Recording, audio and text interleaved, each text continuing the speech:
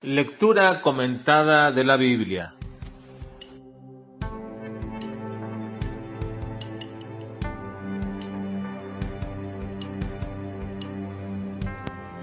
Números capítulo 10 al capítulo 12.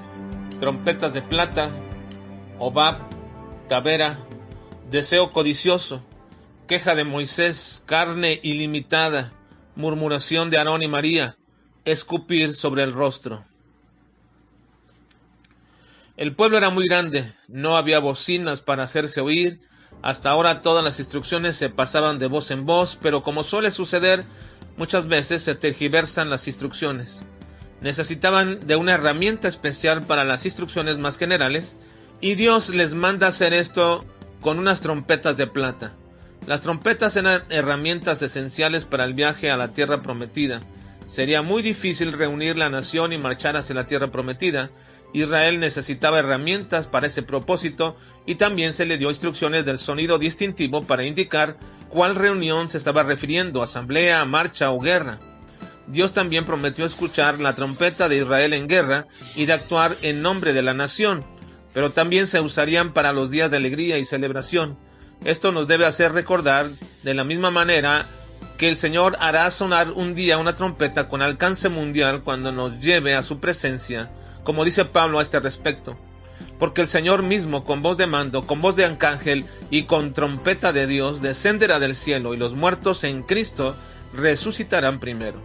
Luego nosotros, los que vivimos, los que hayamos quedado, seremos arrebatados juntamente con ellos en las nubes para recibir al Señor en el aire, y así estaremos para siempre con el Señor. Moisés sabía la utilidad de su cuñado Hobab, ya que él conocía bien el desierto, y le pidió que los ayudara a llegar hasta Canaán.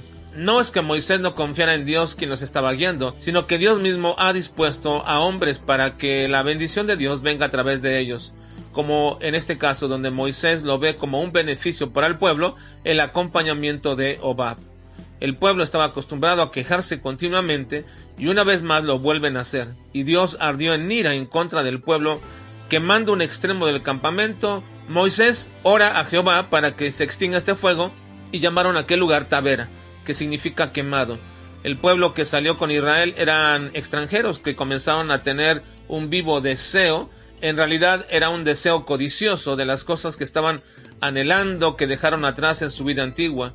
Pero ese deseo era engañoso, porque ellos mismos sabían que las cosas que podían disfrutar de Egipto no eran de balde como ellos decían.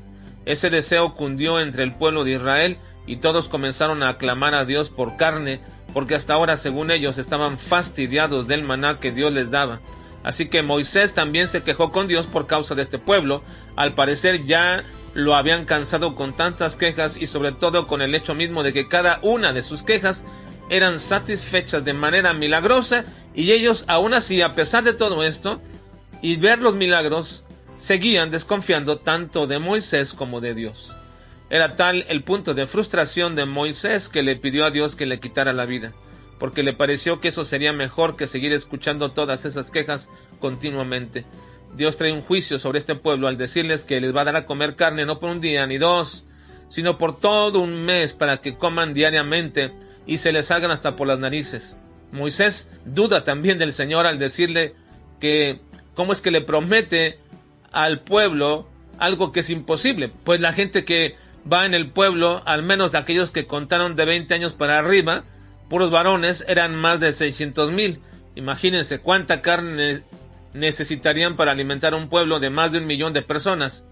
Así que Dios manifiesta su poder y hace que vengan codornices del mar que abarcaron tanto de un extremo hasta el otro extremo del pueblo, toda la distancia que se podía recorrer en un solo día. Y el grosor de la cantidad de carne que Dios les proveyó en aquel día era más o menos como medio metro. Así que entonces estos hombres, mientras estaban disfrutando, y ni siquiera aún llegaron a tragar como lo dice el pasaje, sino que estaban entre sus dientes la carne que ellos estaban masticando, Dios mató con una plaga a todos aquellos hombres codiciosos. Y se le llamó a aquel lugar Kibrot Hatava, que significa las tumbas del deseo.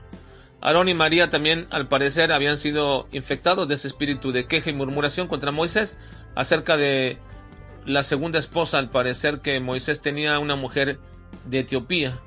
No sabemos por qué, o se había muerto su primera esposa, pero seguramente era una mujer de las que salieron con ellos en el pueblo. Ciertamente Dios no hablaba únicamente a Moisés, porque aún Aarón y María escuchaban las instrucciones de parte de Dios, pero ellos quisieron igualarse a Moisés y Dios hizo una diferencia, diciéndoles que a los demás les hablaría por visiones, pero a Moisés lo haría cara a cara. Dios entonces castigó a María con lepra, aun cuando no se dice nada que le pasó a Aarón, porque muy probablemente fue María la incitadora de este asunto. Moisés suplica por ella y el Señor le dice que estará fuera del campamento por 7 días, como si su padre le hubiera escupido. Señal que se hacía de menosprecio o desaprobación y vergüenza sobre alguien que cometía alguna fechoría, y era más fuerte si esto venía de un familiar como lo era su padre. Entonces Dios mantiene muy visible su desaprobación sobre la murmuración con ligereza sobre sus siervos.